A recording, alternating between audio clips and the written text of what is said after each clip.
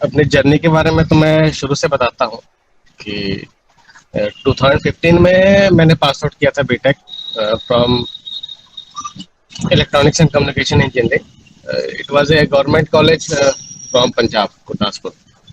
उसके बाद मैंने फिर प्रिपरेशन स्टार्ट की इंजीनियरिंग सर्विस के लिए। एक्चुअली टारगेट मेरा इंजीनियरिंग सर्विस और गेट कंबाइंड था, लेकिन धीरे धीरे इंजीनियरिंग सर्विस की तरफ मैं ज़्यादा फोकस हुआ। प्रिपरेशन मैंने की मैंने दिल्ली में प्रिपरेशन की, मेडिजी से कोचिंग किया था। 1 ईयर का कोर्स किया था। तो 1 ईयर के कोर्स में फिर मैंने पहले मेरे कॉन्सेप्ट बहुत वीक थे क्योंकि कॉलेज में स्टडीज़ कम हुई थी, लेकिन कोचिंग में पढ़ते पढ़ते और धीरे धीरे मतलब कोचिंग में प्रॉपर ध्यान दिया मैंने और सेल्फ स्टडी भी ढंग से की। तो धीरे धीरे कॉन्सेप्ट मेरे थोड़े इम्प्रूव हुए। तो अ, मैंने फिर 2016 का गेट दिया, लेकिन गेट तब तक मेरा फोकस पूरा इंजीनियरिंग सर्विस की तरफ शिफ्ट हो चुका था। गेट मैंने बोला था कि इस बार मैं गेट दूंगा नहीं, लेकिन एग्जाम था, फॉर्म तो भरा था तो दे दिया गेट। तो लेकिन रैंक मेरी कुछ अराउंड 3000 के अराउंड आई थी। 40 मार्क्स थे शायद, 40 मार्क्स थे। ठीक था, क्योंकि मैंने पहले सोच रखा था कि गेट तो देना ही नहीं है इस बार। तो उसके बाद फिर लेकिन मैं साथ साथ में इंजीनियरिंग सर्विस की प्रिपरेशन करता रहा। फिर इंजीनियरिंग सर्विस का एग्ज़ाम हुआ 2016 का।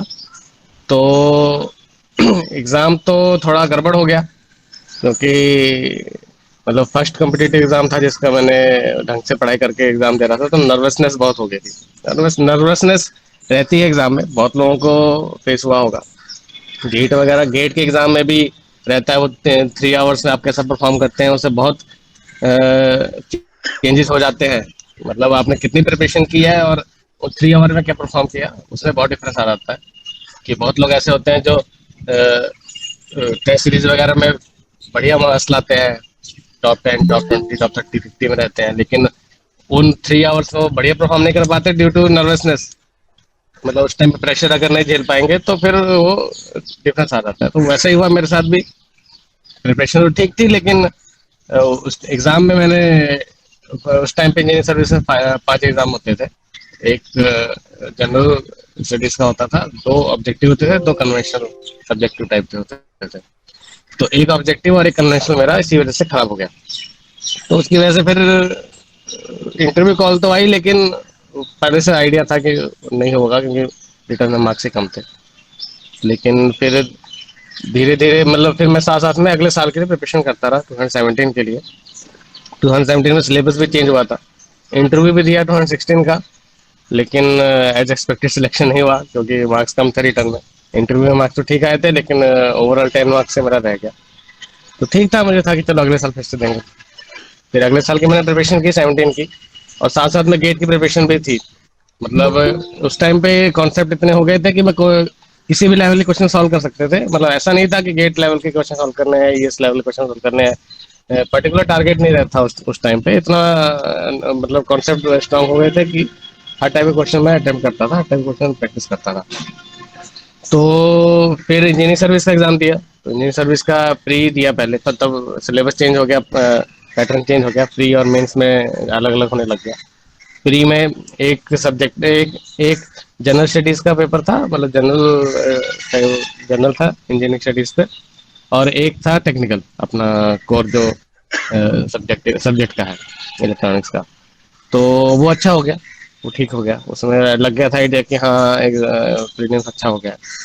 उसके बाद 1 मंथ का टाइम था। तो 1 मंथ के टाइम में मैंने सिर्फ गेट की तैयारी की, सिर्फ टेस्ट सीरीज सॉल्व की जितनी हो सके, जितना मैक्सिमम हो सका।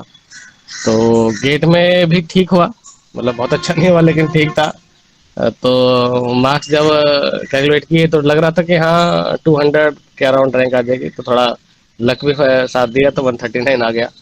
तो वो फर्स्ट पहला था सक्सेस, जिसमें लगा कि हाँ कुछ बढ़िया हो गया है, अब कुछ हो सकता है लाइफ में, कि अब इम्प्रूवमेंट आ जाएगी, मतलब कुछ ना कुछ तो अचीव कर लेंगे। उससे पहले तक सेल्फ डाउट बहुत था, खासकर जब मैं इंजीनियरिंग सर्विस दे रहा था तब सेल्फ डाउट बहुत रहता था कि पता नहीं होगा इस बार कि नहीं होगा, क्या करेंगे, नहीं हुआ, वैकेंसी कम हो गई है, वो सब चलता है नॉर्मल स्टूडेंट लाइफ में, वो सब चलता रहता था।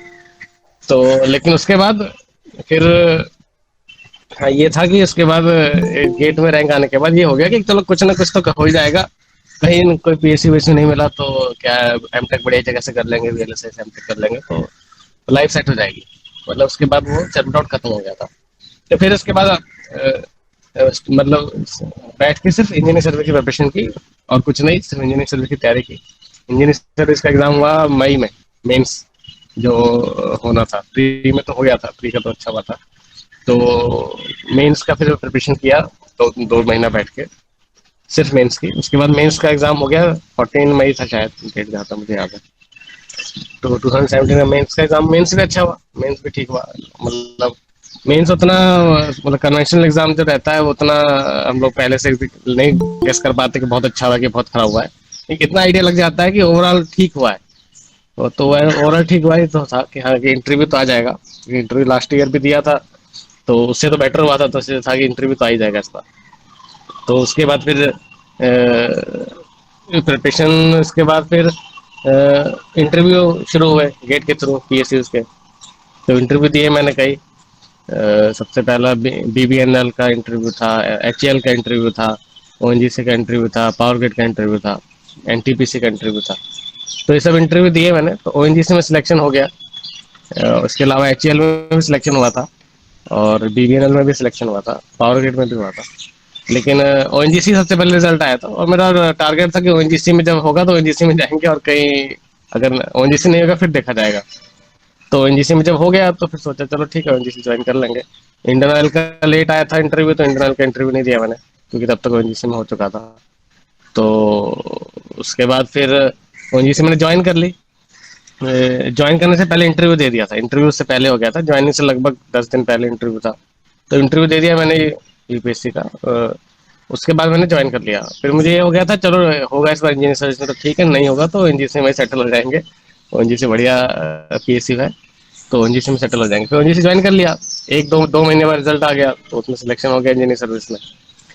फिर उसके बाद से मैंने कुछ कुछ टाइम ओएनजीसी में काम करके, ओएनजीसी फिर मैंने रिजाइन कर दिया वहाँ से, और फिर रेलवे ज्वाइन कर लिया। अभी तो रेलवे ज्वाइन किए मुझे 3 इयर्स हो चुके हैं। तो रेलवेज में लगभग 1.5 साल की, 1.5 ईयर्स की ट्रेनिंग रहती है। तो ट्रेनिंग हो चुकी है, उसके बाद 1.5 ईयर मैंने एज ए पोस्टेड ऑफिसर भी काम कर लिया है। करंटली मेरी पोस्टिंग वलसाड डिस्ट्रिक्ट है गुजरात में, वहाँ पोस्टेड है, बॉम्बे डिवीजन आता है वेस्टर्न रेलवे का। तो यही थे जर्नी, तो मेरी अब तक यही थी। अभी करंट स्टेट में ये अभी यही जर्नी है। इसके बाद अब देखते हैं आगे प्रमोशन वगैरह होगा, वो तो गवर्नमेंट ऑर्गेनाइजेशन में प्रमोशन तो जनरली टाइम बाउंड रहते हैं। तो प्रमोशन तो नॉर्मली किसी भी गवर्नमेंट ऑर्गेनाइजेशन में जाओ, चाहे पीएससी में जाओ, चाहे रेलवेज में, चाहे सेंट्रल गवर्नमेंट का हो, स्टेट गवर्नमेंट का हो, सब में आपको प्रमोशन टाइम बाउंड ही मिलते हैं। तो अब आगे आप अपना क्वेश्चन पूछ सकते हैं, किसी को कोई डाउट हो, कुछ पूछना हो प्रिपरेशन के रिगार्डिंग। 2-3 जो क्वेश्चन है मेरे माइंड में, जो लगता है लोग पूछेंगे मुझसे, तो वो मैं पहले ही बता देता हूँ। एक तो जैसे मैं रेलवे में हूँ, तो मोस्ट प्रॉब्ली कोई पूछ सकता है कि आईआरएमएस का क्या स्टेटस है, रेलवे कब रिक्रूटमेंट करेगी। तो उसका तो अभी तक मुझे कोई नॉलेज नहीं है। जनरली किसी ऑफिसर को नॉलेज होगा भी नहीं रेलवे में, वो टॉप लेवल के डिसीजन है। तो उसके बारे में कुछ नहीं बता पाऊंगा, तो काइंडली उसके बारे में कुछ मत पूछिएगा। उसके अलावा अगर आप प्रिपरेशन के बारे में पूछेंगे, तो एक तो ये पूछा जा सकता है कि कोचिंग किया जाए या सेल्फ स्टडी किया जाए। तो उसमें तो मैं मानता हूँ अगर आपको नॉलेज है, आपने कॉलेज में अच्छे से पढ़ाई की है, तो आज के टाइम पे कोचिंग स्पेशली ज्वाइन करना बहुत उतना वो नहीं है, क्योंकि ऑनलाइन सारे रिसोर्सेज मिल जाते हैं, सारी गाइडेंस मिल जाती है। सिर्फ आपको एक स्ट्रेटजी चाहिए होगी, स्ट्रेटजी आपको ऑनलाइन कहीं भी मिल जाएगी। अगर आपके कॉन्सेप्ट ठीक है, आपने सब पढ़ रखा है, ठीक ठाक बेसिक नॉलेज है, तो आप सेल्फ स्टडी करके बढ़िया परफॉर्म कर लेंगे। अगर आपकी नॉलेज वीक है, कोचिंग मतलब आपने बढ़िया से पढ़ाई नहीं की है कॉलेज में किसी भी वजह से, तो उस केस में आपको कोचिंग का फायदा मिल सकता है। कोचिंग वाले में टीचर अच्छे होते हैं, वो आपको बेसिक से पढ़ाते हैं, बिल्कुल बेसिक से पढ़ाते हैं, चाहे किसी भी कोचिंग में चले जाए आप। तो वो बेसिक से पढ़ाते हैं, तो उससे फ़ायदा ये हो जाता है कि आपको फिर बेसिक नॉलेज अच्छे से हो जाती है, कि कॉन्सेप्ट वीक भी होते हैं तो वो अच्छे से पढ़ा देते हैं। लेकिन अगर आपके कॉन्सेप्ट स्ट्रांग है, पहले से आपको बेसिक नॉलेज है, फिर अगर आप कोचिंग ज्वाइन करेंगे तो कोचिंग के टीचर क्या है, बेसिक से पढ़ाएंगे, फिर आपका टाइम भी उसमें वेस्ट होगा। तो फिर इसलिए उस टाइम पे आपको सेल्फ स्टडी ज़्यादा फायदा कर सकती है। मेरा पर्सनल व्यू है ये, क्योंकि मैंने पहली बार 2 साल मैंने प्रिपरेशन किया, तो 1 साल मैंने कोचिंग किया था, तब मुझे बेसिक नॉलेज बहुत कम थी। तो बेसिक नॉलेज के लिए फिर मैंने जब कोचिंग किया तो वहाँ अच्छी नॉलेज होगी कॉन्सेप्ट की, और सेकंड टाइम पे फिर मैंने सेल्फ स्टडी किया। तो सेल्फ स्टडी में फायदा सेल्फ स्टडी में फायदा रहता है, अपने हिसाब से हम लोग टाइम डिवाइड कर सकते हैं, जिस जिस सब्जेक्ट को ज़्यादा टाइम देना उसको ज़्यादा टाइम देंगे, जिसको कम टाइम देना कम टाइम देंगे। तो वो चीज़ कोचिंग में नहीं हो पाएगी, इसलिए मैंने सेकंड टाइम में सिर्फ सेल्फ स्टडी की थी। तो ये हो गया, बाकी आपको कुछ क्वेश्चन पूछना है तो पूछ सकते हैं।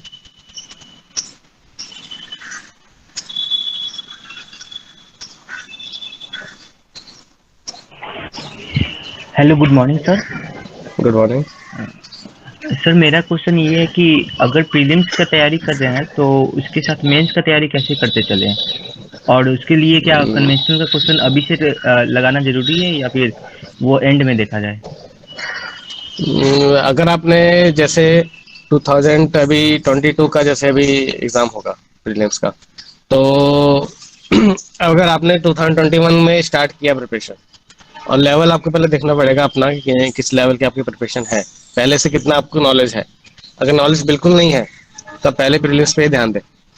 अगर नॉलेज नहीं है, बहुत वीक है, बेसिक आपके सही नहीं है, तो आप पहले बेसिक पे ध्यान दें, पहले प्रीलिम्स पे ध्यान दें। प्रीलिम्स के बाद आपको टाइम मिल जाता है लगभग 4 मंथ 5 मंथ का, तो उतने में आप और डीप में जाके फिर कन्वेंशनल की प्रैक्टिस कर सकते हैं। लेकिन पहले ना दें टाइम, क्योंकि टाइम कम रहेगा। अगर आप जून में शुरू करते हैं प्रिपरेशन, तो प्रीलिम्स तक 5-6 महीने ही रहेंगे, तो उतने में फिर वो उस लेवल की प्रिपरेशन नहीं हो पाएगी, आप कन्वेंशन को टाइम दे पाए।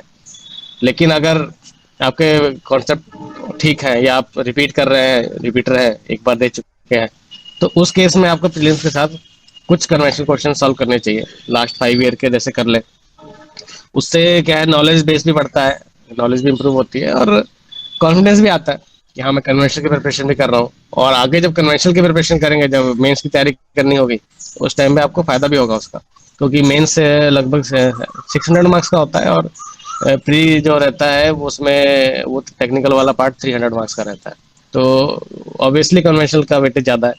तो अगर आप पहले से करेंगे तो आपको अपर हैंड तो मिलेगा, और सिलेक्शन जो होता है वो कन्वेंशनल पे ही होता है। मेन जो आपका मार्क्स जो वेटेज है वो कन्वेंशनल का ही है। जितना आप कन्वेंशनल का पढ़ाई अच्छे से करेंगे, उतने आपके फाइनल सिलेक्शन होने के चांस ज़्यादा है। लेकिन फर्स्ट स्टेज तो प्रीलिम्स है, अगर प्रीलिम्स नहीं निकलेगा तो फिर आगे तो कर ही नहीं पाओगे, मेंस दे ही नहीं पाओगे। इसलिए अगर लग रहा है कि प्रीलिम्स का वीक है, तो पहले प्रीलिम्स पे ही ध्यान दो, आगे टाइम मिल जाता है कि कन्वेंशनल दे सकते हैं, अच्छे से पढ़ सकते हैं। लेकिन अगर टाइम आपको लग रहा है कि प्रीलिम्स की थोड़ी बहुत प्रिपरेशन है, तो कन्वेंशनल कुछ कुछ सॉल्व करने चाहिए बीच में। ओके सर, जनरल एप्टीट्यूड मतलब कि वो जनरल स्टडी के लिए कैसे प्रिपरेशन करते हैं, मतलब अगर प्रीलिम्स के लिए कर रहे हैं तो कब से स्टार्ट करना जन सही रहेगा? जनरल स्टडीज तो आप शुरू से ही पढ़ाई करें। जनरल स्टडीज पढ़ें शुरू से, थोड़ा थोड़ा, मतलब डेली का टाइम रखें कि मुझे 2 घंटा डेली पढ़ना है, 3 घंटा डेली पढ़ना है। खासकर अगर करंट अफेयर्स पढ़ना है, तो करंट अफेयर्स आपको डेली थोड़ा थोड़ा देखना पड़ेगा। ऐसा नहीं हो पाएगा करंट अफेयर में कि आप लास्ट के एक महीना बैठेंगे और सारा पढ़ लेंगे और सारा आपको याद भी हो जाएगा, या सब पे आप फिर पिछले 6 महीने के करंट अफेयर पे आप क्वेश्चन सॉल्व कर लेंगे। वो नहीं हो पाएगा। डेली डेली थोड़ा थोड़ा पढ़ते रहेंगे तो क्या रहेगा, उससे फिर आपको नॉलेज भी रहेगी, और वो माइंड में रहेगा कि एक बार होगा, कोई न्यूज एक बार आती है, 2 बार आती है, 3 बार आती है, जो रिपीटेड न्यूज होती हैं उसी पे क्वेश्चन आते हैं। तो जब आप डेली बेसिस पे पढ़ रहे होगे थोड़ा थोड़ा, तो आपको फिर वो न्यूज माइंड में बैठ जाएगी, फिर वो उस पर क्वेश्चन आएगा तब सॉल्व कर लेंगे। बाकी उसके अलावा जो बाकी भी सब्जेक्ट है, तो वो भी आप थोड़ा थोड़ा पढ़ते रहे धीरे धीरे। नहीं तो लास्ट टाइम पे क्या होगा, फिर अगर आपका टेक्निकल पीछे रह गया, तो फिर आप हो सकता है कि जनरल स्टडीज पे कम टाइम दे पाए, कम वेटेज दे पाए उसको, तो फिर वो एग्जाम में आपको नुकसान करेगा। अगर जनरल स्टडीज में अच्छा परफॉर्म नहीं कर पाए, तो टेक्निकल कितना भी अच्छा परफॉर्म कर लो, 300 में से आप 250 मार्क्स या 270 मार्क्स तो आ नहीं जाएंगे, मार्क्स तो कम ही आने हैं। वो एक लिमिट रहता है, उसके ऊपर मार्क्स आ नहीं पाते, कोई टॉपर भी हो तब भी। जनरल स्टडीज में क्या है, अगर आप 100 मार्क्स ले आते हैं 200 में से, तो अच्छे मार्क्स हो जाता है, प्रीलिम्स में अच्छे मार्क्स आएंगे तो आपका बेस स्ट्रांग हो जाएगा, आगे जाके आपको फिर फाइनल सिलेक्शन के चांसेस बढ़ जाएंगे। इसलिए जनरल स्टडीज तो जहां तक मुझे लगता है कि साथ साथ में करनी चाहिए। मैंने भी जितना टाइम पढ़ाई किया था, स्पेशली जब 2017 के लिए इंजीनियरिंग सर्विस के लिए, तो जनरल स्टडीज में साथ साथ में पढ़ता था। उसके अलावा उसका सोर्स जो है, मैंने तो मेडी जी के जो बुक्स आती थी उससे पढ़ा था, नोट से पढ़ा था, तो पढ़ सकते हैं उससे। उसके अलावा बाकी के आईएएस मास्टर के भी अच्छे हैं, वहां से भी पढ़ सकते हैं, जहां से आपको ठीक लगे, लेकिन पढ़ेगा कुछ साथ साथ उसको। Thank you sir.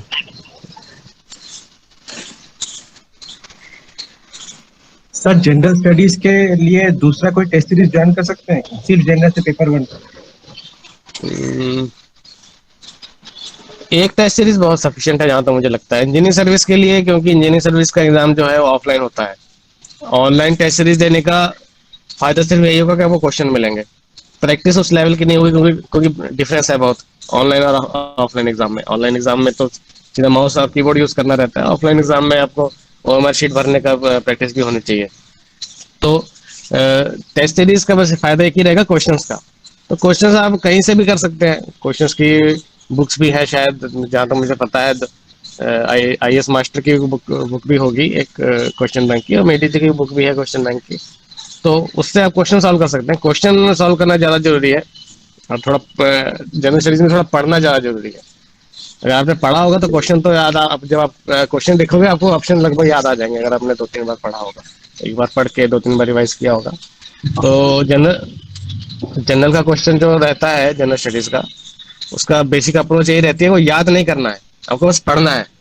आपने जैसे एक बार पढ़ा, 2 बार पढ़ा, 3 बार पढ़ा, तो जब क्वेश्चन आएगा सामने तो साथ में ऑप्शन भी आएंगे 4, ऑप्शन देखोगे जब आपको तो आपको याद आ जाएगा कि हाँ इसका इसका ये आंसर है। अगर ऐसे कोई पूछेगा आपसे कि इसका क्या आंसर होगा तो आपको मे भी याद ना आए, लेकिन जब ऑप्शन देखोगे तब याद आ जाएगा, क्योंकि आपने पढ़ा होगा उसको। तो जनरल स्टडी में बेसिक अप्रोच जो रहती है वो पढ़ने की होती है, उसको पढ़ो, बार बार रिपीटेड पढ़ो, 3 बार 4 बार, खासकर करंट अफेयर जैसे है, ये बिल्कुल ही जो नॉन टेक्निकल टॉपिक्स है उनको रिपीटेड पढ़ो, जैसे एनवायरनमेंट हो गया। उसको रिपीटेड जब पढ़ोगे तो अपने आप ही आपके जब क्वेश्चन सॉल्व करोगे आपको आंसर याद आएंगे, देख के आपको यहाँ पता चल जाएगा कि इसका ये आंसर होगा। तो बेसिक अप्रोच उसमें यही होती है कि रिपीटेड पढ़ना रहता है। टेस्ट सीरीज सॉल्व करोगे तो उससे आपको क्वेश्चंस मिलेंगे, लेकिन प्राइमरी आपका टारगेट तो पढ़ना ही होना चाहिए। इसलिए टेस्ट सीरीज आप एक ही रखो, उसके अलावा अगर आपको लग रहा है तो आप क्वेश्चन बैंक खरीद लो, लेकिन इंजीनियरिंग सर्विस में टेस्ट सीरीज का बहुत ज्यादा रोल रहता नहीं है, खासकर ऑनलाइन टेस्ट सीरीज का बहुत ज्यादा रोल नहीं रहता है। अगर आपको लग रहा है तो ऑफलाइन टेस्ट सीरीज ज्वाइन करो, वो ज्यादा बेटर है। ऑफलाइन भी अगर आपको एक ही ज्वाइन करो, ज्यादा ज्वाइन करने की जरूरत नहीं है। पढ़ाई पे, रिवीजन करने पे ज्यादा ध्यान दो, जिसमें जिस एग्जाम में सिलेबस ज्यादा होता है उसमें रिवीजन पे ज्यादा ध्यान देना रहता है, क्योंकि इतना ज्यादा सिलेबस रहेगा आप सब माइंड में रख नहीं पाओगे जब तक उसका आप 4-5 मिनट रिवाइज नहीं कर लेते हो। ओवरऑल मैंने 2 साल के अपने पढ़ाई में पूरा टेक्निकल सिलेबस लगभग 10 से 15 बार तो एटलीस्ट रिवाइज किया होगा, बल्कि मतलब अच्छे से। उसके अलावा जो शॉर्ट नोट से ऊपर ऊपर से एक बार सारा देख लिया वो तो बहुत बार होगा। इसलिए रिवीजन सबसे इंपॉर्टेंट होती है। फॉर्मूला जिस जब आप क्वेश्चन सॉल्व कर रहे हो उस टाइम पे फॉर्मूला नहीं बोलना चाहिए, उस टाइम पे कोई कॉन्सेप्ट नहीं बोलना चाहिए, तो उसके लिए रिवीजन इंपॉर्टेंट होती है। टेस्ट सीरीज पे अगर आप ज़्यादा टाइम दोगे तो रिवीजन नहीं कर पाओगे, तो इसलिए आप टेस्ट सीरीज एक ही करो, टेस्ट सीरीज एक करो, ढंग से करो। उसके अलावा ज़्यादा टेस्ट सीरीज करने की जरूरत नहीं। टेस्ट सीरीज आप गेट में ज़्यादा इंपॉर्टेंट रहती है, गेट में आप टेस्ट सीरीज जितनी हो सके उतनी सॉल्व करो, उसमें रिवीजन का इतना रोल नहीं रहता है। जब जैसे आप टेस्ट सीरीज सॉल्व करते रहोगे तभी कॉन्सेप्ट स्ट्रॉन्ग होते जाएंगे। उसमें आप टेस्ट सीरीज शुरू से ही शुरू कर दो गेट में, तो गेट में आप टेस्ट सीरीज अगस्त से सितंबर से शुरू कर दो और डेली सॉल्व करो। तो टारगेट रखो कि 2 टेस्ट सीरीज आपके 2 टेस्ट सीरीज पूरी हो जाए, उससे आपको बहुत फायदा होगा। इंजीनियरिंग सर्विस में टेस्ट सीरीज का उतना ज्यादा रोल नहीं होता है। ऑफलाइन टेस्ट सीरीज करो, ऑनलाइन का तो चलो अब जो नहीं कर सकता ऑफलाइन टेस्ट सीरीज उसको ऑनलाइन तो करना ही पड़ेगा, लेकिन फर्स्ट रेफरेंस ऑफलाइन की होती है। एक ही टेस्ट सीरीज बेटर है।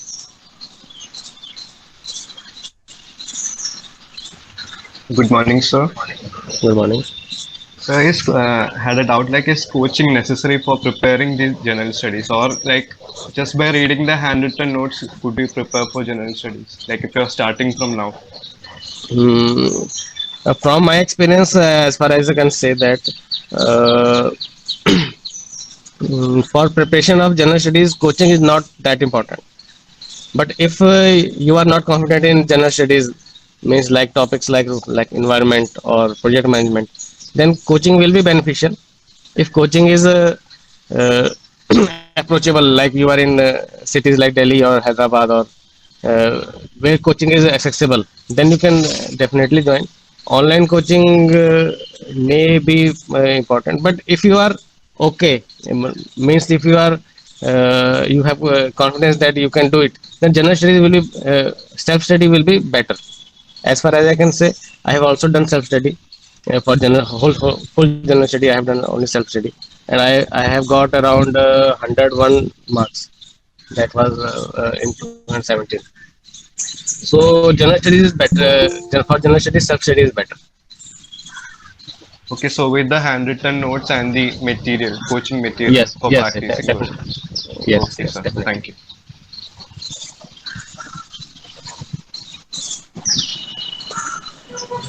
Good morning sir. Good morning. Sir मुझे ये पूछना था कि आपने जो इंजीनियरिंग सर्विसेज के लिए एक्स्ट्रा सब्जेक्ट्स रहते हैं जैसे advanced Mhm. Electronics, advanced communication, so Yes. उसके लिए आपने किस मेथड से अप्रोच किया उन सब्जेक्ट्स को? Mm, कंप्यूटर ऑर्गेनाइजेशन हो गया, वैसे सब्जेक्ट। जब हम लोग प्रिपरेशन करते हैं गेट की और इंजीनियरिंग सर्विस की, तो दो पार्ट में सिलेबस रहता है। एक जो गेट वाले सब्जेक्ट होते हैं, एक नॉन गेट सब्जेक्ट होते हैं। तो गेट सब्जेक्ट को आपको बिल्कुल डीप में पढ़ना है, बिल्कुल जितना डीप हो सके। अगर अगर आपको गेट अटेम्प्ट करना है, तो बिल्कुल इंपॉर्टेंट है कि आपको बिल्कुल डीप में पढ़ना है। मोस्ट अगर हो सके तो एक एक बार आप उनके स्टैंडर्ड बुक्स भी कोई पढ़ लें, जो आपको इंपॉर्टेंट कॉन्सेप्ट है उसके लिए, क्योंकि उसमें आपको डीप नॉलेज चाहिए कॉन्सेप्ट की। अगर आपको गेट नहीं भी देना है, तब भी जो गेट सब्जेक्ट होते हैं उनके क्वेश्चन ज़्यादा डीप में पूछे जाते हैं इंजीनियरिंग सर्विस में। और जो नॉन गेट सब्जेक्ट रहते हैं उनके क्वेश्चन उतने डीप में नहीं पूछे जाते। मोस्टली फॉर्मूला बेस्ड या सिंपल क्वेश्चन होते हैं जो नॉर्मल स्टडी से स्टूडेंट कर सकता है। तो जो गेट वाले सब्जेक्ट है उसके लिए तो आप अच्छे से पढ़ाई करें। जो नॉन गेट वाले सब्जेक्ट है, जो एक्स्ट्रा सब्जेक्ट आते हैं इंजीनियरिंग सर्विस में, उसके लिए आप किसी कोचिंग के नोट्स रेफर कर लें, जो भी कोचिंग आपको सही ठीक लगे। वैसे इलेक्ट्रॉनिक्स में तो मेड इजी ही बेटर रहती है, क्योंकि आईएएस मास्टर में इलेक्ट्रॉनिक्स का उतना ज़्यादा है नहीं, लेकिन बाकी जो सब्जेक्ट, बाकी जो डिपार्टमेंट है उसमें आईएएस मास्टर भी ठीक है। तो किसी के भी आप कोचिंग नोट्स रेफर कर लें, कोचिंग नोट्स ही पढ़ें या कोचिंग की बुक पढ़ लें। उसमें अगर आपको कोई टॉपिक समझ नहीं आता है तो उस केस में आप कोई बुक रेफर कर सकते हैं। लेकिन अगर आपको नोट से सब समझ आ रहा है, प्रॉपर है, क्लियर हो रहा है, तो उसके बुक ना पढ़े, सिर्फ कोचिंग नोट पढ़े और प्रीवियस ईयर सॉल्व कर ले जितना हो सके, और टेस्ट सीरीज सॉल्व कर ले एक बार ऑफलाइन वाली। तो उससे आपके प्रिपरेशन उस लेवल की हो जाएगी कि आपके मार्क्स आ जाएंगे। जो अगर बुक तभी पढ़ने की जरूरत है अगर आपका कॉन्सेप्ट आपको नोट से समझ नहीं आता। Thank you.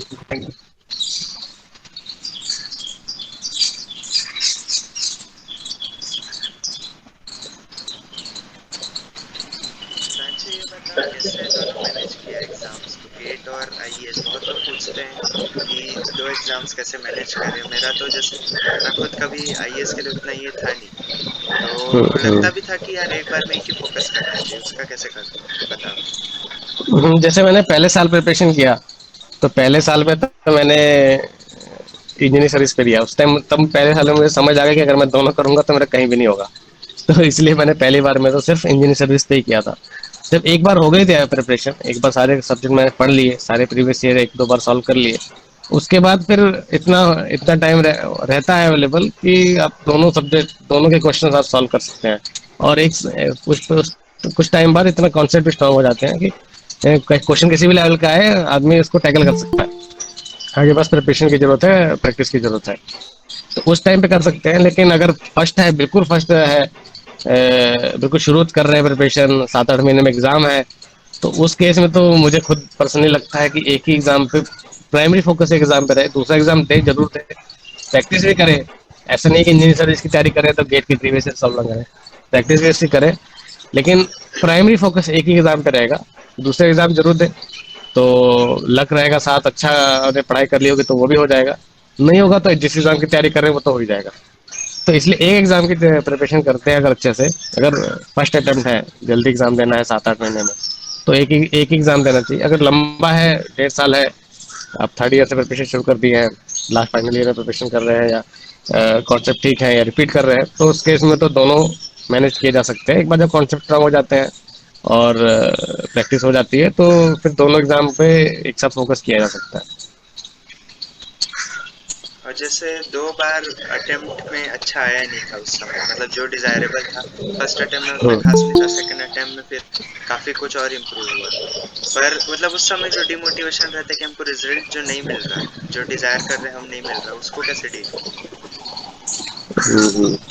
जब फर्स्ट टाइम जब अच्छा नहीं हुआ था एग्जाम, तो उस टाइम पे तो बहुत डिमोटिवेशन आती है कि हाँ, मैंने इतना पढ़ाई किया, 1 साल मैंने पढ़ा लगातार, कि बिल्कुल जैसे मैंने पर्सनली तो 1 साल लगातार पढ़ाई की थी, एक भी दिन बीच में नहीं छोड़ा था, मतलब मोस्टली नहीं छोड़ा था। मैं पढ़ाई करता था, तो सिंसियरिटी बहुत इंपॉर्टेंट रहती है पढ़ाई में, क्योंकि आपको सिंसियर होना है, आप खुद से सिंसियर होना है, खुद के लिए सिंसियर होना है, खुद से सिंसियर होना है कि नहीं, मैं पढ़ने आया हूँ, मैं दिल्ली में पढ़ने आया हूँ, या मैं घर पे पढ़ रहा हूँ, मैं टेबल चेयर में लगा रखी पढ़ने के लिए, तो इसलिए लगा रखी है कि पढ़ना है, तो डेली मुझे पढ़ना तो है ही। जिस दिन मुझे आज पढ़ने का मन कम है, उस दिन कम पढ़ लो, 3 घंटा 4 घंटा पढ़ लो, लेकिन पढ़ लो। क्योंकि अगर आप छोड़ दोगे जिस दिन पढ़ाई, फिर आपके माइंड में भी ये स्लैकनेस आ जाती है कि हाँ, मैं एक दिन छोड़ सकता हूँ, क्या फर्क पड़ता है। लेकिन वो एक एक दिन करके फिर अगले एक दो हफ्ते फिर आपका मन कर जाएगा कि रहने दो, आज चलते हैं कहीं बार घूम लेते हैं। तो वो धीरे धीरे क्या है, फिर वो पूरा मिला लोगे अगर पूरी ईयर का, तो कम से कम कितने, मतलब 15 20 दिन, 25 दिन हो जाएंगे ऐसे, जो हमने पढ़े एक बिल्कुल नहीं पढ़ा होगा। तो 20 25 दिन जब आप एक साथ देखते हो, तो 20 25 दिन में बहुत चीजें हो सकती है, काफी इंप्रूवमेंट हो सकती है। और कॉम्पिटेटिव एग्जाम पे कंपटीशन है, आपको खुद से भी कम्पीट करना है, बगल वाले से भी कम्पीट करना है, बगल वाले से बेटर करना है। आप जिस दिन नहीं पढ़ रहे हो, बगल वाला पढ़ रहा है, तो वो तो आपसे ऑब्वियसली आगे निकल गया। तो इसलिए मैं तो डेली पढ़ता था, मतलब ऐसा कभी नहीं रहा होगा कि मैंने बिल्कुल ही नहीं पढ़ा होगा, जीरो होगा। तो इतना पढ़ने के बाद भी अगर मेरा फाइनल एग्जाम में अच्छा नहीं होता, तो डिमोटिवेशन तो बहुत आई थी। लेकिन अब खुद पे भी था कि नहीं, मैं तो करूंगा। एक तो मेरे पास कोई प्लान बी भी नहीं था, कि नहीं ये नहीं तो इसके बदले कहीं और चले जाऊं, तो वो तो करना ही था।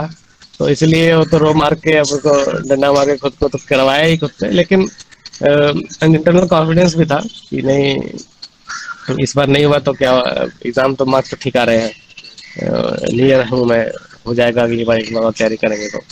क्योंकि हाँ, बीच में कई टाइम ऐसे आए थे जब मोटिवेशन जरूरी था, मतलब जब मोटिवेशन बिल्कुल ही लो हो गया था कि नहीं, अब तो हो ही नहीं सकता। खासकर जब इंजीनियरिंग सर्विस का 2017 वाले का नोटिफिकेशन आई थी, तो वैकेंसी लगभग हाफ हो गई थी। उस टाइम पे 100 वैकेंसी आई करती थी इंजीनियरिंग सर्विस में, 100 110 के अराउंड, और 51 आई थी हमारे टाइम पे। तो उस टाइम भी मुझे बहुत डिमोटिवेशन हो गया था कि तो वैकेंसी भी नहीं रह गई, पता नहीं होगा कि नहीं होगा। तो एक टाइम पे मैंने सोच लिया था कि छोड़ देते हैं पढ़ाई, कुछ और करते हैं, किसी और एग्जाम की प्रिपरेशन करते हैं, या कुछ एमटेक एमटेक कर लेंगे। नहीं, तो उस टाइम तक तो गेट भी नहीं हुआ था, कि कुछ मैंने सोच लिया था कि छोड़ दूंगा मैं, कि कुछ और कर लूंगा। उस टाइम पे कोई फ्रेंड होना चाहिए, कोई आपका रूममेट वगैरह हो। मेरे टाइम पे तो मेरा रूममेट था, तो वो आपको नहीं करते, नहीं नहीं यार हो जाएगा, कोई बात नहीं, ट्राई करते हैं हम लोग, अपना अपना हो जाएगा, हम लोग कर लेंगे। तो वैसा एक कोई फ्रेंड रहे जिसके साथ आप ग्रुप स्टडी भी कर सकें। उसके साथ मेरी ग्रुप स्टडी भी अच्छी होती थी, तो और एक दूसरे को मोटिवेट भी करते थे, तो वो भी फायदा था कि हाँ, कोई मोटिवेट करने के लिए होना चाहिए। लेकिन जनरली सेल्फ मोटिवेशन सबसे ज्यादा इंपॉर्टेंट रहती है, हमेशा कोई और दूसरा मिलेगा नहीं मोटिवेट करने के लिए। कभी कभी कोई मिल जाएगा, ठीक है, लेकिन अगर आपको हर हफ्ते ही मोटिवेशन चाहिए, तो फिर वो जिससे मोटिवेशन लोगे वो भी बोलेगा कि तू रोज ही पूछता है, रोज ही मोटिवेशन चाहिए तुझे। सेल्फ मोटिवेशन होनी चाहिए, अंदर से होना चाहिए कि नहीं, मुझे करना है, ये एग्जाम में करने आया हूं तो मुझे करना है, इसके अलावा और कुछ ऑप्शन नहीं मेरे पास, या मुझे और कुछ देखना ही नहीं है। और पढ़ाई लिखा मतलब घूमना फिरना तो होता रहेगा, 1 साल में पढ़ लूंगा तो उसके बाद तो लाइफ बेटर हो जाएगी।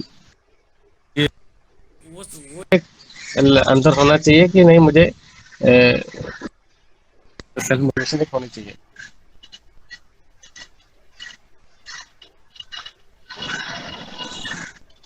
सर, अगर प्रिपरेशन मॉडरेट लेवल हो तो कौन से एग्जाम के लिए ज़्यादा फोकस करना चाहिए? सॉरी, प्रिपरेशन किसके लिए? मॉडरेट लेवल में हो। मॉडरेट लेवल में मतलब प्रिपरेशन अभी कम है, यस सर, 5 से 6 सब्जेक्ट कंप्लीट में और भी कंप्लीट करना है, तो कौन से एग्जाम में हम्म। ज्यादा फोकस करना चाहिए, गेट या यूएस? मतलब आज आज के टाइम पे बोल रहे हो अभी? यस सर, जो लास्ट के हम्म। 4 मंथ रहते हैं। हाँ, तो अभी जैसे आपके पास 3 मंथ है, तो दोनों एग्जाम कर सकते हैं, ऐसा कुछ वो नहीं है कि आपको जीटी का गेट में ही होगा, इंजीनियरिंग सर्विस में नहीं होगा, या इंजीनियरिंग सर्विस में हो जाए। इंजीनियरिंग सर्विस में अगर आप प्रिपरेशन कर लेते हैं तो गेट के लिए उसके बाद आपको 1 मंथ मिल जाता है।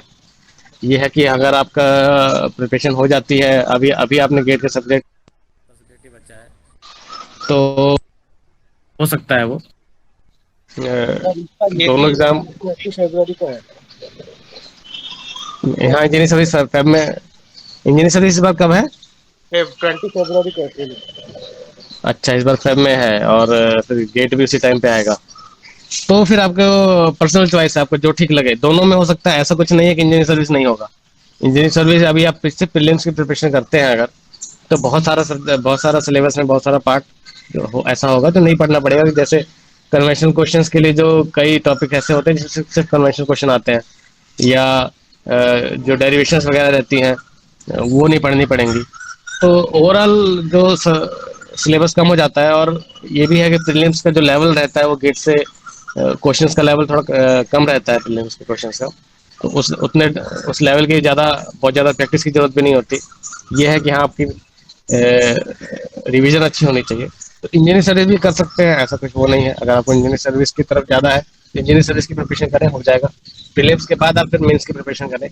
अभी इस टाइम पे सिर्फ प्रीलिम्स पे फोकस करें। अगर आपको गेट करना है, एमटेक करना है, या आपको लग रहा है कि नहीं इंजीनियरिंग सर्विस में नहीं, मुझे नहीं जाना है, मुझे पीएचडी की जॉब करनी है, तो फिर गेट भी कर सकते हैं। दोनों में जो जो ठीक लगे। ऐसा मतलब ये नहीं है कि इंजीनियरिंग सर्विस में नहीं होगा, हो सकता है दोनों में, दोनों एग्जाम में हो सकता है, जो आपको ठीक लगे, लेकिन एक का ही करें।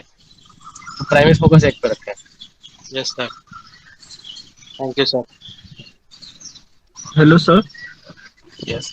हाँ सर, मुझे एक सजेशन चाहिए था। जैसे मैं अभी एमटेक कर रहा हूँ from VNIT Nagpur. So yes. मुझे पैरेलली इंजीनियरिंग सर्विसेज का भी प्रिपरेशन करना है। तो मुझे आई मीन कैसे मैनेज करना चाहिए दोनों, क्योंकि अभी एमटेक में टीए वर्क भी आ गया है और प्रोजेक्ट भी करना पड़ता है।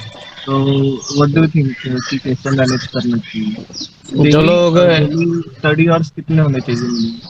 मैंने इसके पहले भी इंजीनियरिंग सर्विसेज के लिए अटेम्प्ट किया था, लेकिन मेरा कट ऑफ छूट गया था। और जनरल स्टडीज मेरा थोड़ा वीक है, तो कैसे मैनेज करना चाहिए? जो लोग एमटेक के साथ प्रिपरेशन कर रहे हैं या जॉब के साथ प्रिपरेशन कर रहे हैं, तो उनके लिए सेल्फ मोटिवेशन बहुत जरूरी है। क्योंकि क्या रहेगा कि आपके साथ और लोग रहेंगे। अब जो लोग एमटेक कर रहे हैं, जॉब कर रहे हैं, और तो एमटेक में स्टाइपेंड भी मिलता है, जॉब में तो सैलरी मिलती है। तो उस केस में आपके साथ में और लोग रहेंगे, सब घूमेंगे फिरेंगे, अपने शाम को जाएंगे। उस टाइम हाँ। पे आपको अंदर अंदर मोटिवेशन होनी चाहिए कि नहीं भाई, मुझे यहाँ नहीं रहना है, मुझे जाना ही जाना है, मुझे प्रिपरेशन करनी करनी है, मुझे एग्जाम निकालना ही निकालना है, मुझे और किसी से मतलब नहीं है। उस केस में आपको खुद को कट ऑफ भी करना पड़ेगा सबसे। तो उस चीज के लिए मोटिवेशन बहुत जरूरी है। अगर आपके अंदर उस लेवल की मोटिवेशन है कि आप सुबह 9 बजे से लेकर शाम 5 बजे तक जॉब करते हैं या एम तक अपना पढ़ाई करते हैं, उसके बाद मैं 4 घंटा और बैठूंगा अपना एग्जाम प्रिपरेशन करने के लिए, 5 घंटा और बैठूंगा एग्जाम प्रिपरेशन करने के लिए, तो उसके लिए मोटिवेशन चाहिए। अगर वो मोटिवेशन आपके अंदर आ जाती है, मतलब है कि मुझे एग्जाम करना ही करना है, मुझे एम टेक नहीं करनी है या मुझे जॉब नहीं करनी है, तो फिर आप जैसे 5 बजे वापस आते हो तो उसके बाद 1 घंटा रेस्ट करके 6 बजे पढ़ने बैठो, और डेली के 4 घंटे तो एटलीस्ट बैठो ही बैठो। 4 घंटे तो आपको करना ही पड़ेगा। 4 घंटे से कम में तो बहुत मुश्किल है, कंपटीशन में बढ़ गया है, ऊपर से वैकेंसीज भी कम हो गई हैं, जॉब भी कम आ रही है। तो 4 घंटे आपको डेली करना पड़ेगा, और वीकेंड पे आपको 12-12 घंटे पढ़ना पड़ेगा। उस लेवल का आपको पढ़ना पड़ेगा। उस लेवल में बस एक मोटिवेशन ही एक चीज है जो आपको करवा पाएगी वो। उसके अलावा तो टाइम तो आपके पास लिमिटेड, आपको पता ही 24 आवर्स है, उसमें आपको इतना टाइम आपको अपने एमटेक कोर्स के लिए देना है। फिर बीच में एग्जाम आ जाएंगे, असाइनमेंट्स आ जाएंगी, और भी चीजें रहती हैं, तो वो सब रहेगा। तो इसलिए आपको उस टाइम पे आपको मोटिवेशन अगर आपके अंदर है तो डेली के 4 आवर्स के अराउंड पढ़ो। 4 से 5 जितना आप कर पाओगे, कभी कम भी होगा कभी ज़्यादा भी होगा, वो तो आप पे डिपेंड करेगा, लेकिन एवरेज मान के चलो 4 आवर, और वीकेंड पे 12 आवर्स के अराउंड आप अगर इतना पढ़ते हो तो आपका सिलेक्शन हो जाएगा। बहुत लोगों का हुआ है, कई लोग हैं मेरे साथ हैं जो लोग जॉब करते करते जिन्होंने प्रिपरेशन किया तो उनका सिलेक्शन हो गया। तो अगर जॉब करते करते कोई कर सकता है तो एमटेक करते करते बहुत लोगों ने किया तो वो तो हो जाता है, बस वो उस लेवल की मोटिवेशन होनी चाहिए।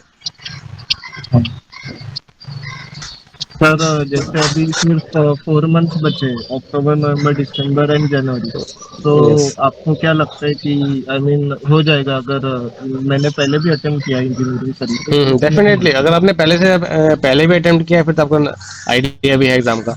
आपने पहले क्वेश्चन मतलब पहले अपने प्रिपरेशन भी कर रखी है, पढ़ाई भी कर रखी है, क्वेश्चन भी सॉल्व कर रखे हैं। अगर आपको उसमें आपको जो लगा था, आपको जो पार्ट वीक रह गया, जैसे आपने बताया जनरल स्टडीज वीक हाँ, रह गया, तो एडवांस जनरल स्टडीज स्टडीज पे ज़्यादा का। फोकस करो। जनरल हाँ। स्टडीज डेली 2 आवर्स पढ़ लो तो आपका जनरल स्टडीज ठीक हो जाएगा। अब तो जनरल स्टडीज का एग्जाम भी थोड़ा स्ट्रीमलाइन होता जा रहा है, तो एग्जाम अब मार्क्स भी लोगों के आ रहे हैं 110 के अराउंड। तो उतना अगर आप उतना आप टारगेट कर ले तो 100 आ जाएगा, तो टेक्निकल में आपके आ जाएंगे इतने कि आप अगर आपने ठीक ठाक पढ़ा होगा कि आपका प्रीलिम्स निकल जाएगा। उसके बाद आपको कन्वेंशनल की प्रिपरेशन करो, कन्वेंशनल में सिर्फ टेक्निकल पढ़ना रहता है, तो उसमें उस टाइप का लोड नहीं रहता जैसा अभी रहता है कि सिलेबस भी ज़्यादा है, ऊपर से जनरल स्टडीज भी पढ़नी है। उस टाइम पे सिलेबस भी थोड़ा कम हो जाता है कन्वेंशनल पढ़ते टाइम, और क्वेश्चन भी एक पर्टिकुलर टाइप के हो जाते हैं। तो हो जाएगा अगर आप पढ़ाई करोगे, आपने पहले से भी एक्सपीरियंस है, तो अगर आप इंजीनियरिंग सर्विस अच्छे से पढ़ लेते हो इस टाइम पे, बिल्कुल अपने आप को ग्रिल कर लेते हो, तो एग्ज़ाम हो जाएगा। Thank you for motivation.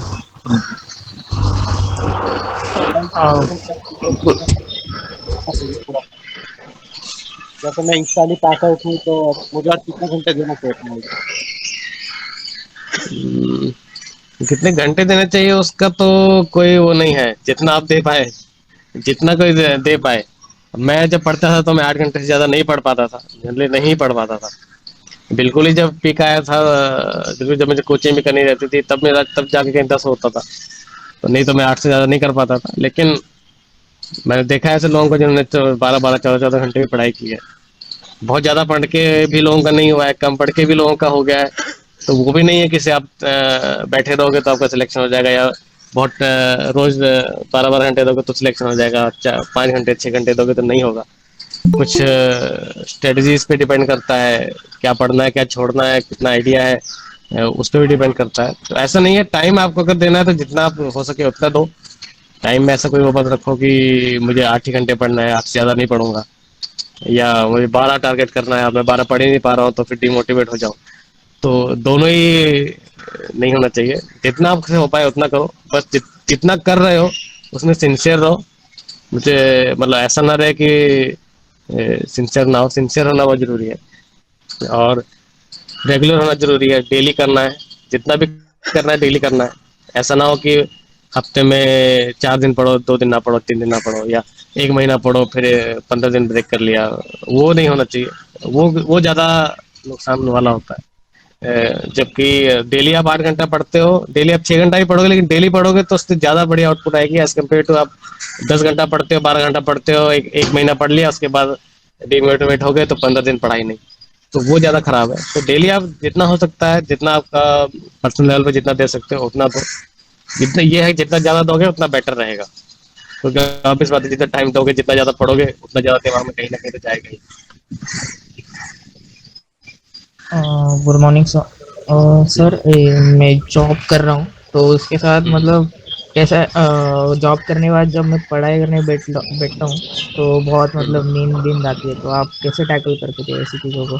मतलब सैटरडे संडे तो मतलब मैं सोचता हूँ कि 8-10 घंटा तो पढ़ना ही है, पर जैसे ही बैठ जाता हूँ तो मतलब नींद आना चालू हो जाती है। तो मतलब उससे क्या होता है कि फोकस भी नहीं होता, सामने वाला मतलब लेक्चर देख रहा हूँ तो मतलब नींद आती है तो सब मतलब छूट जाता है, ऐसा लगता है, तो वापस वो देखता हूँ तो बहुत टाइम वेस्ट होता है वैसे।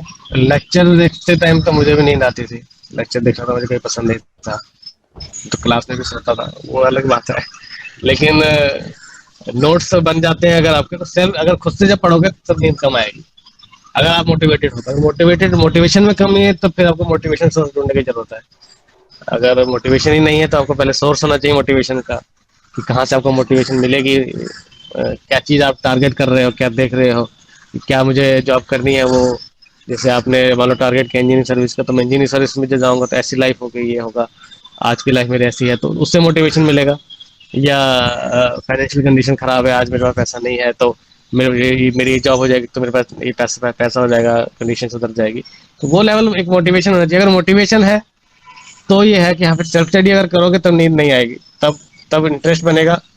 और तो जब खुद से जब करना रहता है, खुद से हाथ पेन चलाना रहता है, पढ़ना रहता है और लिखना रहता है, तब उस टाइम पे नींद नहीं आएगी। अगर आप लेक्चर देखोगे तो लेक्चर में तो रहता ही है, लेक्चर में प्रॉब्लम तो रहती है। तो अगर आप लेक्चर देख रहे हो तो नोट्स बनाओ, उसके साथ साथ नोट्स के साथ साथ में नोट्स बनाते रहो, तो थोड़ा इम्प्रूवमेंट रहेगा। और कुछ भी आप पढ़ो तो नोट जरूर बनाओ। ऐसा कभी भी नहीं करे, कोई ऐसा कभी ना करे कि कोई कुछ पढ़ ले और उसको लिखे ना कहीं। अगर कोई चीज पढ़ लिया आपने और उसको लिखा नहीं, तो वो गया आपके दिमाग से बाहर। वो आप हफ्ते बाद भी उसको याद करने की कोशिश करोगे, वो कुछ नहीं याद आएगा। बल्कि मेमोरी जिसकी बहुत भी स्ट्रांग होगी, तो ऐसा कोई नहीं होगा कि पूरा सब सिलेबस मेमोरी में रख ले। तो वो लिखना आपको पड़ेगा, रिवाइज आपको करना ही पड़ेगा। ऐसा कोई भी नहीं होगा जो पूरे इंजीनियरिंग सर्विस का सिलेबस बिना रिवाइज किए एक बार पढ़ के मतलब फाइनल लिस्ट में आ जाए। तो रिवाइज आपको करना ही करना है, तो इसलिए आपको लिखना तो पड़ेगा ही। तो कोई भी टॉपिक, छोटा भी टॉपिक आपने कहीं पढ़ा तो उसको लिख जरूर लें, उसको कहीं लिख लें, ताकि जब अगली बार कभी टाइम मिलेगा तो वो जो लिखा हुआ आपकी कॉपी है, जो आपने इधर उधर से कहीं से कुछ छोटे छोटे पॉइंट लिखे हुए हैं, उसको एक बार रीड कर लिया, 2 बार रीड कर लिया, तो फिर आपको वो फायदा रहेगा। तो इसलिए नोट्स जरूर बनाएं, कोई ऐसी चीज ना रखें जिसका नोट्स कम है। तो अगर आप लेक्चर भी देख रहे हो तो साथ साथ में नोट्स बनाते रहो, उससे भी इम्प्रूवमेंट है कि जब आप खुद एंगेज रहोगे तो फिर वो बोरिंगनेस और वो नींद नहीं आएगी।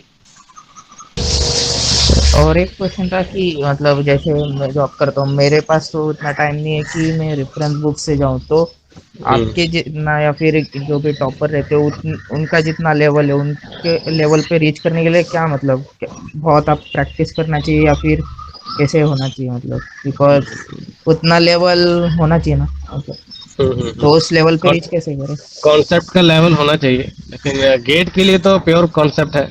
जितना आपके पास कॉन्सेप्ट रहेगा उतना आप गेट में इम्प्रूव करोगे। स्ट्रेट फॉरवर्ड है गेट का, और कुछ उसमें रिक्वायरमेंट नहीं है। टाइम मैनेजमेंट बहुत ज़्यादा इतनी जरूरत नहीं होती गेट में कि आपको बिल्कुल फास्ट क्वेश्चन सॉल्व करने हैं।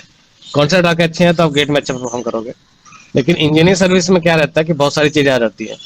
टाइम मैनेजमेंट होता है, आपको 3 घंटे में कितने 150 क्वेश्चन आते हैं करने के लिए।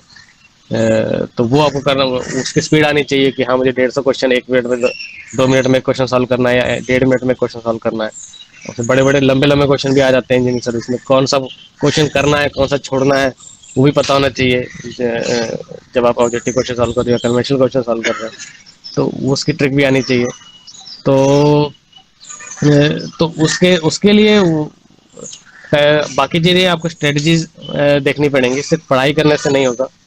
तो लेकिन अगर आप जिससे कॉन्सेप्ट की बात कर रहे हो, तो अगर आपके पास टाइम नहीं है रेफरेंस बुक, जैसे आपने बताया रेफरेंस बुक पढ़ने का टाइम नहीं हो, जो आपके साथ टाइम उतना मिलेगा भी नहीं, तो सबसे पहले आप वही करो कि कोचिंग के नोट्स कर लो। कोचिंग के नोट से बहुत फायदा मिलता है। ऐसा नहीं है कि रेफरेंस बुक पढ़नी ही पड़ती है। कई सब्जेक्ट ऐसे थे जिसके मैंने कोई रेफरेंस बुक नहीं पढ़ी, सिर्फ कोचिंग नोट से ही अच्छा कॉन्सेप्ट हो गया। कोचिंग नोट प्लस फिर उसके प्रैक्टिस, गेट के क्वेश्चन प्रैक्टिस करने हैं और इंजीनियरिंग सर्विस के क्वेश्चन प्रैक्टिस करने हैं, तो इतने से हो जाता है। जिसमें आपको वीक लग रहा है कि मुझे नोट से नहीं समझ आ रहा है, क्या लिखा है मैं बिल्कुल समझ नहीं पा रहा हूँ, तो उसमें आपको रेफरेंस बुक उस पर्टिकुलर टॉपिक के लिए देख लीजिए। पूरी रेफरेंस बुक तो कोई नहीं पढ़ पाएगा, मैंने भी नहीं पढ़ी थी पूरी रेफरेंस बुक, सिर्फ उन टॉपिक्स के लिए पढ़ी थी जो टॉपिक मेरे वीक थे। जैसे मान लो मेरा एमटी वीक था या ईडीसी वीक था, तो उसके लिए मैंने बुक पढ़ ली। मतलब जो टॉपिक मेरे नोट्स में थे, जो नोट्स में मुझे टॉपिक नहीं क्लियर होते थे, कि सिर्फ फॉर्मूला लिखा हुआ है या शॉर्ट फॉर्म में लिखा हुआ है, मुझे नहीं समझ आ रहा है कि क्या मतलब है, प्रॉपर कॉन्सेप्ट नहीं समझ आ रहा है, तो उसके लिए मैंने उस पर्टिकुलर टॉपिक के लिए बुक पढ़ ली। तो उससे क्या रहेगा, आप टाइम एफिशिएंटली यूज होगा आपका। आप टाइम वो रेफरेंस बुक उसी टॉपिक के लिए पढ़ोगे जो टॉपिक आपको इम्पोर्टेंट है। जबकि अगर वैसे आप रेफरेंस बुक खोलोगे तो बहुत सारे टॉपिक रहते हैं जो कहीं नहीं पूछे जाते, तो वो चीज़ आपको छोड़ना भी है। तो उसके लिए आप कोचिंग के नोट्स रेफर करें। कोचिंग नोट्स में जो टॉपिक आपको समझ आ जा रहे हैं, क्लियर है, वो तो ठीक है, वो तो एज इट इज़ आप पढ़ लें और क्वेश्चन सॉल्व कर लें। अगर सब प्रीवियस ईयर सॉल्व हो रहे हैं आपसे, तो मतलब आपकी नॉलेज ठीक है। और अगर आपसे प्रीवियस ईयर सॉल्व नहीं हो रहे हैं या वो कॉन्सेप्ट नहीं समझ आ रहा है, तो उस केस के लिए फिर आप उस पर्टिकुलर टॉपिक के लिए रेफरेंस बुक पढ़ें। इससे आपको टाइम प्रॉपरली यूटिलाइज होगा और आपकी नॉलेज उस लेवल तक हो जाएगी कि आप अच्छा परफॉर्म कर पाएंगे एग्जाम में। Hello sir. हेलो। सर आपकी गेट में क्या स्ट्रेटेजी थी सर, वो बताइए ना। गेट की स्ट्रेटेजी तो स्ट्रेट फॉरवर्ड रहती है। आप एक बार सारे कॉन्सेप्ट पढ़ लें, कॉन्सेप्ट पढ़ने के बाद आप जितना हो सके उतनी प्रैक्टिस करें। प्रैक्टिस जैसे जैसे आप प्रैक्टिस करते जाओगे आपको समझ में आता जाएगा कौन कौन से कॉन्सेप्ट आपकी वीक है। जो कॉन्सेप्ट वीक है फिर उसके लिए आप कुछ अल्टरनेट कोई सोर्स देखें, कोई रेफरेंस बुक देखें, कोई और नोट्स देखें, किसी अपने कलीग से साथ में जो प्रिपरेशन कर रहा है उससे डिस्कस करें। लेकिन फर्स्ट फर्स्ट प्रेफरेंस प्रैक्टिस है। जितनी आप टेस्ट सीरीज हो सके उतनी सॉल्व करें। मैंने एक महीने में टारगेट किया था कि एक पूरी टेस्ट सीरीज सॉल्व कर लूँ। पूरी तो नहीं कर पाया था लेकिन 70% 75% मैंने एक टेस्ट सीरीज सॉल्व कर ली थी एक महीने में। इंजीनियरिंग सर्विस के बाद मैंने कुछ नहीं किया, सिर्फ टेस्ट सीरीज सॉल्व किया। एक महीने में इतनी प्रिपरेशन हो गई कि ठीक ठाक रैंक आ गई। तो गेट के लिए तो स्ट्रेट फॉरवर्ड रहता है, प्रैक्टिस प्रैक्टिस। सिर्फ आप जितनी हो सके गेट टेस्ट सीरीज सॉल्व करें। अगर आप सिर्फ गेट की प्रिपरेशन कर रहे हैं तो टारगेट रखेंगे 2 टेस्ट सीरीज तो मुझे पूरी सॉल्व करनी है अपने पूरे एक। जब आपने जून में प्रिपरेशन शुरू किया और फेब में एग्जाम है तो उतने टाइम में आपको 2 टेस्ट सीरीज पूरी सॉल्व करनी है। तो गेट में तो मेन टारगेट जो है प्रैक्टिस पे होना चाहिए। सर रिवीजन कैसे करते थे आप, रिवीजन? रिवीजन के लिए मैंने शॉर्ट नोट्स बना रखे थे। एक्चुअली शॉर्ट नोट्स तो मेरे जो थे वो इंजीनियरिंग सर्विस के हिसाब से थे, तो लेकिन उसी हिसाब से उसी को मैं रिवाइज करता था। जैसे जब मुझे मान लो टेस्ट सीरीज देनी है, आज मुझे ईडीसी की टेस्ट सीरीज देनी है, तो मैं ईडीसी के एक बार शॉर्ट नोट पूरे देख लेता था। उसमें सब फॉर्मूले रहते थे, कुछ इंपॉर्टेंट कॉन्सेप्ट्स रहते थे और कुछ इंपॉर्टेंट पॉइंट्स होंगे, कोई इंपॉर्टेंट रिजल्ट्स वगैरह हैं किसी चीज़ के, तो वो लिखा रहता था उसमें। तो वो एक बार पढ़ लिया तो वो शॉर्ट नोट्स इतने थे कि घंटे 2 घंटे में आपको सारा पूरे सब्जेक्ट के सारे पूरा रिवाइज हो जाए। तो उतना वो कर रखा था। वो रिवाइज करने के बाद फिर आगे टेस्ट सीरीज देता था मैं। सर सब टॉपर लोग सर कहते हैं मतलब शॉर्ट नोट जरूरी है, मतलब उसको बनाना कैसे चाहिए सर, वो नहीं समझता है। सिर्फ उसमें फॉर्मूला रखना चाहिए या उसमें कंसेप्ट भी रखने का? नहीं, कॉन्सेप्ट रखना है लेकिन कॉन्सेप्ट ऐसे रखना है कि वो शॉर्ट में हो। मतलब आपने एक बार कॉन्सेप्ट पढ़ा हुआ है, आपके दिमाग में तो कॉन्सेप्ट है। ऐसा तो नहीं है कि आपको पूरा एक वर्ड टू वर्ड पूरा पढ़ना पड़ेगा फिर से रिवाइज करने के लिए। तो उसमें इंपॉर्टेंट कीवर्ड्स लिख ले कॉन्सेप्ट के। तो उससे क्या रहेगा, कॉन्सेप्ट मान लो आपका जैसे कोई डेफिनेशन है किसी चीज़ की, कोई एक थ्योरम है जैसे, तो वो थ्योरम मान लो बुक में आपका 4 लाइन में लिखी हुई है, तो वो आप 1 लाइन में 2 लाइन में उसको कर लेंगे छोटे में लिख के। उससे क्या रहेगा कि जब रिवाइज करने जाओगे तो वो एक इंपॉर्टेंट कीवर्ड्स पढ़ के आपको पूरा कॉन्सेप्ट याद आ जाएगा। अगर तब याद नहीं आ रहा है तो उस केस में तो फिर आपको बुक पढ़नी पड़ेगी या आप प्रॉपर नोट्स पढ़ने पड़ेंगे। लेकिन शॉर्ट नोट्स ऐसे ही होने चाहिए कि जो देख के रिवाइज, जो सिर्फ रिवीजन के लिए है। मतलब उसमें पूरा कॉन्सेप्ट ना लिखा रहे, ऐसा ना रहे कि पूरा डिटेल में पूरा सब लिख डाला, एक कॉन्सेप्ट के लिए एक पेज भर दिया। वो नहीं होना चाहिए। शॉर्ट नोट्स ऐसे ही होने चाहिए कि एक नज़र मारा उस पर तो वो पूरा कॉन्सेप्ट पूरा फॉर्मूला दिमाग में याद आ जाए आपको। अगर याद नहीं आ रहा है तो फिर आपको मेन नोट्स पढ़ने पड़ेंगे। लेकिन शॉर्ट नोट्स में सिर्फ शॉर्ट में ही रहे, फॉर्मूले रहे। मेरे शॉर्ट नोट्स में क्या रहता था, फॉर्मूले रहते थे और कॉन्सेप्ट में शॉर्ट फॉर्म में लिखा रहता था। जो कॉन्सेप्ट मुझे लगता था भूल जाऊंगा मैं या जो कॉन्सेप्ट ज़्यादा इंपॉर्टेंट है वो एक लिख लेता था। कोई इंपॉर्टेंट ग्राफ वगैरह रहता था वो बना लेता था। अब क्या है, इंजीनियरिंग सर्विस में तो ये सब पे क्वेश्चन आते थे बहुत, तो वो सब मैंने बना रखा था। अब कुछ चीज़ें छोड़ भी सकते हैं अगर आप सिर्फ गेट की प्रिपरेशन कर रहे हैं तो। गेट की प्रिपरेशन में इतना ग्राफ वगैरह और रिजल्ट वगैरह बहुत ज़्यादा इंपॉर्टेंट नहीं रहते हैं, तो वो आप छोड़ सकते हैं। लेकिन जो भी बनाए बिल्कुल कंसाइज छोटे पार्ट में बनाए। Okay sir. सर आपका engineering services interview experience? Engineering service में 2 बार इंटरव्यू दिया है, एक बार 2016 में, 17 में। इंजीनियरिंग सर्विस का इंटरव्यू बाकी सभी इंटरव्यू से बहुत बेटर रहता है।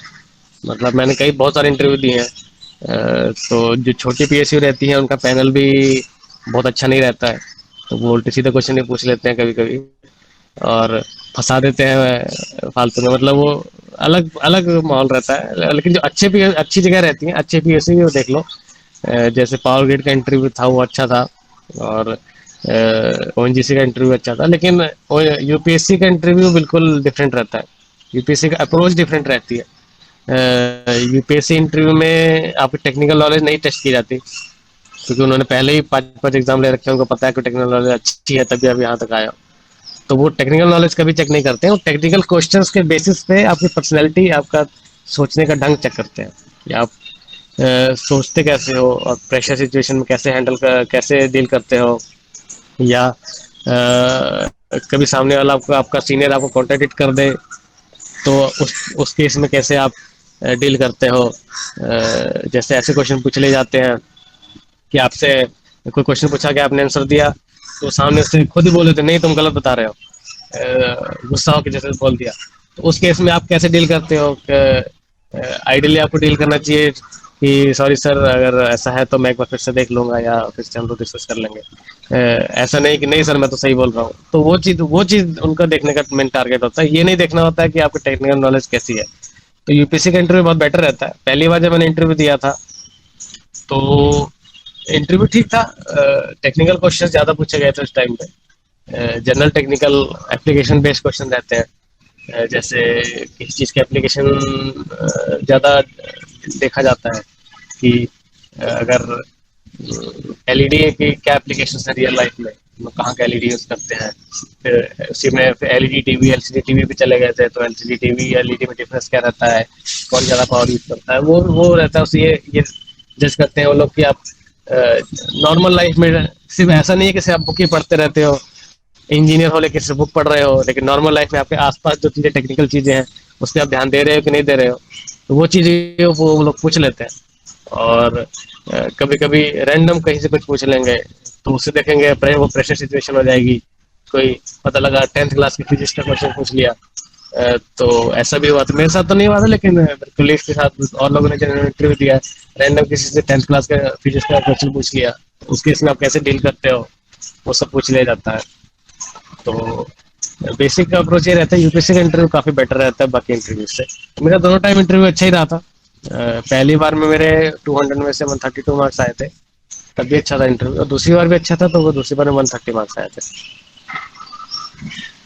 सर इंटरव्यू में लैंग्वेज मैटर करती है सर? जैसे सर कोई हिंदी में बात कर रहा है। डिपेंड करता है। यूपीएससी के इंटरव्यू में तो जनरली इंग्लिश में ही होता है, क्योंकि पूरा एग्जाम इंग्लिश में हुआ है, तो इतना एक्सपेक्ट किया जाता है कि आप बेसिक इंग्लिश बोल लेंगे। ग्रामर वगैरह ऐसा कोई नहीं बोलता कि आप बिल्कुल फ्लुएंट इंग्लिश बोले या बिल्कुल प्रॉपर इंग्लिश बोले। इतना समझ आना चाहिए, क्योंकि पैनल में कई लोग साउथ इंडियन भी रहते हैं, जरूरी नहीं है सबको प्रॉपर हिंदी आती हो। और अगर आपने इंटरव्यू आपने पूरा एग्जाम इंग्लिश में दिया है तो इतना एक्सपेक्ट किया जाता है कि आप बेसिक इंग्लिश बोल लेंगे। पीएसयूज में कई बार होता है कि वो हिंदी अलाउ कर देते हैं। यूपीएससी में जनरली बोलते भी नहीं है, कोई बोल दे हिंदी में, एक आधा लाइन बोल दे बीच में, कहीं अटक गया तो हिंदी बोल दिया, वो चलता है।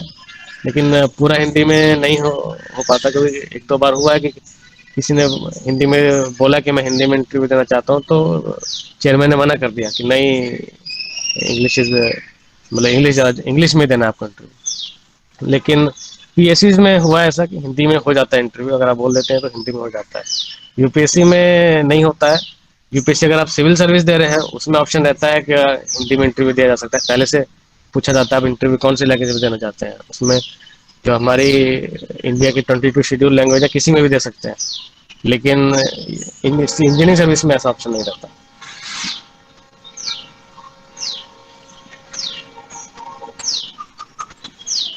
और किसी का क्वेश्चन है?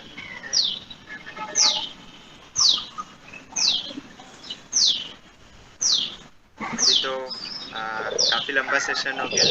एक गड़बड़ मैं रियलाइज किया ना, मैंने ये कर दी ना कि आज एक्चुअली बार्क का इंटरव्यू है, बार्क का सॉरी रिटर्न एग्जाम, इसलिए थोड़ा एग्जाम है, अच्छा। मेरे को लग में ध्यान है, इसलिए मैं बोला कि नहीं तो ना मेरे को पक्का पता था और बहुत लोग आते, ये थोड़ा गड़बड़ हो गया। Still thank you Sudhanshu so much. मेरे को लग रहा है अभी भी तुम रेलवे यार्ड वगैरह में बैठे हो लगता है। नहीं, घर में बैठा हूँ। हाँ, वो तो ऑफिसर्स क्वार्टर होगा ना? हाँ हाँ, रेलवे में जनरली जो छोटी जगह रहती है वहाँ पे बंगलो मिलते हैं। शुरू में बंगलो मिल जाता है, बाहर गार्डन वगैरह रहता है। और जो बड़ी सिटीज रहती हैं बॉम्बे वगैरह, या दिल्ली वगैरह, दिल्ली में भी मिल जाता है, हो सकता है शुरू में ना मिले तो बाद में मिल जाता है, क्योंकि बॉम्बे वगैरह में फ्लैट रहते हैं, लेकिन बाकी सिटीज़ में बंगलो रहता है जनरली। ये मोटिवेशन है जो बाकी लोग ढूंढ रहे थे। तो चलो Sudhanshu, thank you so much. मतलब मेरे को पता है आईएएस ऑफिसर का लाइफ इतना इजी तो रहता नहीं है कि इतना टाइम निकाल पाए। स्टिल तुमने 1 घंटा निकाला, सच में थैंक यू सो मच। और अगर फिर मौका मिले फिर एग्ज़ाम के पहले या कुछ चेंज आए आईएएस एग्ज़ाम में, फिर बात करेंगे, फिर सेशन लेंगे। हाँ, श्योर, डेफिनेटली। तो thank you everyone, thank you for joining. Thank you. Thank you sir, Sudhanshu sir. Thank you sir.